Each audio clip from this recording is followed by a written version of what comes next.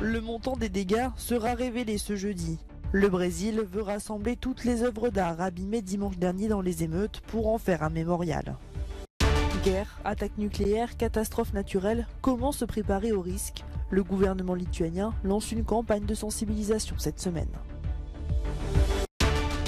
Les Golden Globes ont fait leur grand retour mardi soir après 2 ans de pandémie. Parmi les lauréats, Steven Spielberg, Colin Farrell ou encore Cate Blanchett. Sur cette toile, située au 3e étage du palais du Planalto, plusieurs déchirures. Comme cette pièce, de nombreuses œuvres d'art abîmées lors des émeutes de dimanche dernier vont servir à la constitution d'un mémorial. C'est un trésor artistique du peuple brésilien qui appartient à la nation et dont l'intégrité doit être respectée. Ce sont des actes très irrespectueux d'une violence profonde. Ce mémorial doit marquer cela, afin que d'autres violences de ce niveau ne puissent jamais se reproduire, de par la mémoire et notre démocratie intouchable. Plusieurs œuvres d'art, dont certaines estimées à plus d'1 million de dollars, ont été détruites. Le montant des dégâts sera révélé jeudi. La police scientifique brésilienne a passé une journée ici, à la Cour suprême, mais aussi à l'intérieur d'autres bâtiments qui ont été pris d'assaut par les manifestants ce week-end.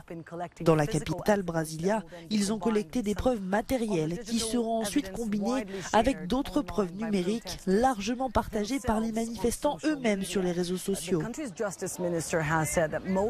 Le ministre de la Justice a déclaré que de multiples enquêtes ont été ouvertes pour savoir qui a participé à ces attaques, mais aussi qui a contribué au financement de certaines opérations, comme par exemple le transport de certains manifestants qui sont venus de différentes parties du pays.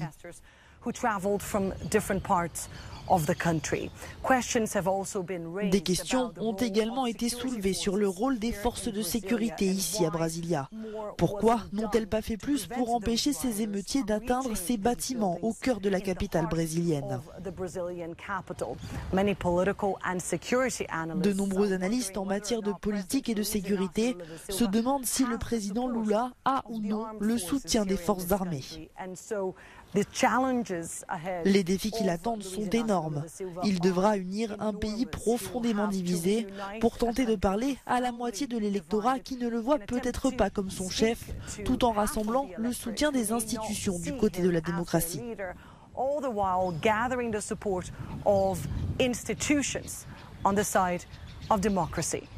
Annelise Borges in Brazil's capital, Brasilia, for Euronews.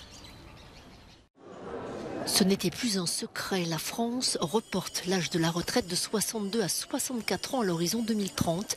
Elisabeth Borne, la première ministre, a présenté ce mardi la réforme, engagement phare du président Macron. 43 ans de cotisation restent nécessaires pour une retraite à taux plein, mais le gouvernement veut accélérer le rythme en passant à 1 trimestre par an. Résultat, il faudra avoir cotisé 43 ans dès 2027 au lieu de 2035. Les syndicats sont vent debout. Toutes les organisations syndicales se sont immédiatement réunis pour construire une réponse commune de mobilisation interprofessionnelle. Celle-ci prendra la forme d'une première journée de grève et de manifestation le 19 janvier 2023.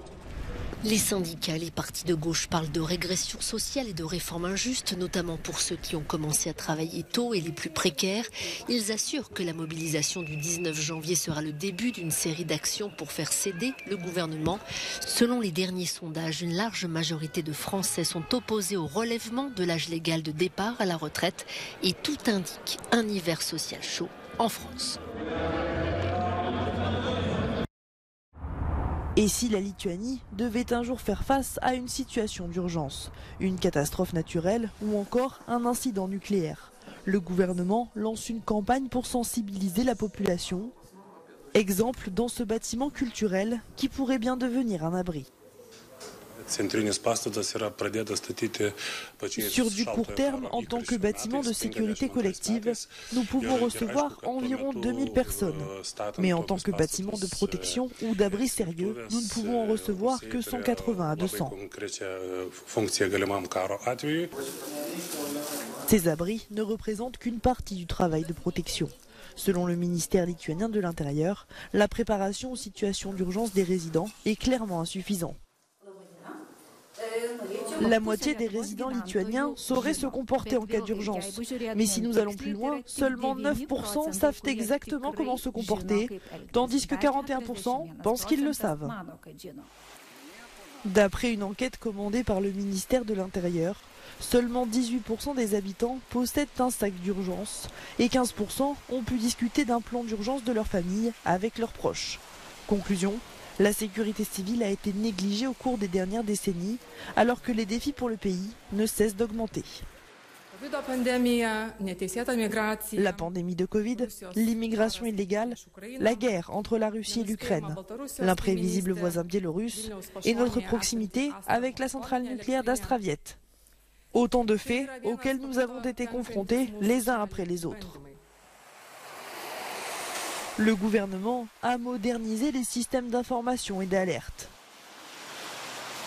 Au total, plus de 91 millions d'euros ont été investis sur 5 ans pour préparer le pays à se sécuriser. Les Européens ont encore en tête les vagues de chaleur successives qui ont frappé le continent l'été dernier. Le rapport sur le climat publié ce mardi par Copernicus confirme que 2022 entrera dans l'histoire pour ses températures records. L'année dernière a été la 5e année la plus chaude au niveau mondial et la 2e année la plus chaude pour l'Europe. 2022 a également été une année d'extrême climatique et d'augmentation des concentrations de gaz à effet de serre. L'urgence de l'action climatique n'a jamais été aussi importante. La température moyenne de la Terre en 2022 était supérieure de 1,2 degré à celle de l'ère pré-industrielle et ce n'était pas un cas isolé selon le rapport. Les 8 dernières années ont été les plus chaudes jamais enregistrées à travers le globe. En Europe, continent où le réchauffement observé est le plus rapide, tout le monde n'a pas souffert de la même manière. Pour la plupart des régions du sud et de l'ouest, l'année a été la plus chaude jamais enregistrée. Pour d'autres, c'était la 2e ou la 3e. Une année marquée par un cortège de phénomènes extrêmes, sécheresse et méga feux de forêt dans des pays comme la France ou l'Espagne, inondations dévastatrices au Pakistan et au Nigeria. Les émissions de CO2 dues aux incendies ont été les plus élevées de ces 15 à 20 dernières années. Le rapport Copernicus révèle que les concentrations de gaz à effet de serre dans l'atmosphère ont continué à augmenter. Le niveau de CO2 serait le plus élevé depuis plus de 2 millions d'années.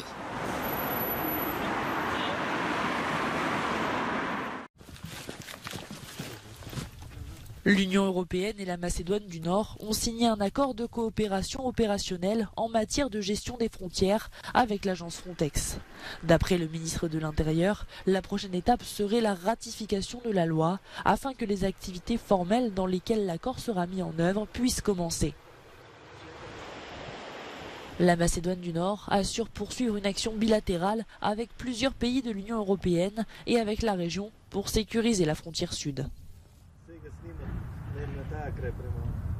Mr. Spielberg, step right up here. We have the Fableman. Les Golden Globes ont fait leur grand retour à la télévision ce mardi soir, après 2 ans de pandémie et de scandales. La cérémonie a récompensé plusieurs poids lourds d'Hollywood, notamment le réalisateur Steven Spielberg. Le cinéaste américain a reçu le prix du meilleur réalisateur pour son très intime The Fabelmans, un drame largement inspiré de son adolescence et de ses premières années dans l'industrie du cinéma. Sammy's on my team, takes after me. Côté acteur, Cate Blanchett qui joue une chef d'orchestre impitoyable dans Tar et Austin Butler qui incarne Elvis Presley dans le film du même nom ont été récompensés par les prix d'interprétation dans la catégorie des films dramatiques.